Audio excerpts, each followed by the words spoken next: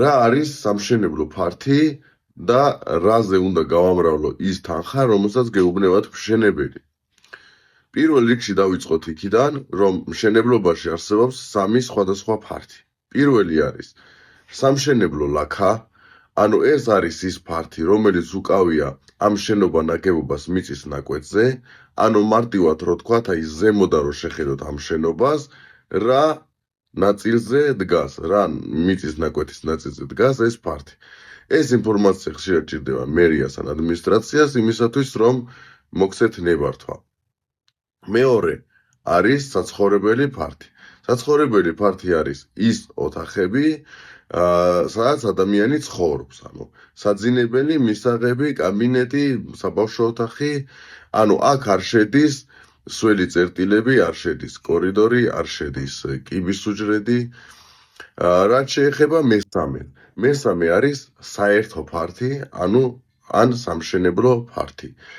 აქ შედის ოთახების, ანუ სრული ჯამი. რაც შეეხება ტუალეტებს, კორიდორს, კიბის უჯრედს, კაბინეტს, ანუ მარტივად რომ ვთქვათ, ეს არის საძირკველი პლუს მეორე სართულის ფილა დასხმული. ამათი ჯამი არის საერთო სამშენებლო ფართი. ზოგ მშენებელი ამბობს, რომ აი სახურავი თუ დასხმულია, ეგეც სამშენებლო ფართად ითვლება, კედლები თუ ჩამოსხმულია, ეგეც სამშენებლო ფართად ითვლება და აქედან გამომდინარე 300 კვადრატიანი სახლი ხდება 500 და 600 კვადრატიანი. ეს აძლევს იმ საშუალებას, რომ 200 და 300 დოლარის ნაცვლად უთხრას 100 დოლარი, მაგრამ ასე არ ხდება.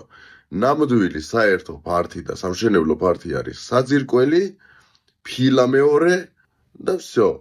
ანუ ეს ყველაფერი, ანუ თუ არის საძირკველის ფართი 150 კვადრატი, მეორე სართულის ფართი ფილის მთლიანად არის თქვა 140 კვადრატი, 290 კვადრატი გამოდის თქვენი საერთო ფართი. დიდი მადლობა ყურადღებისთვის.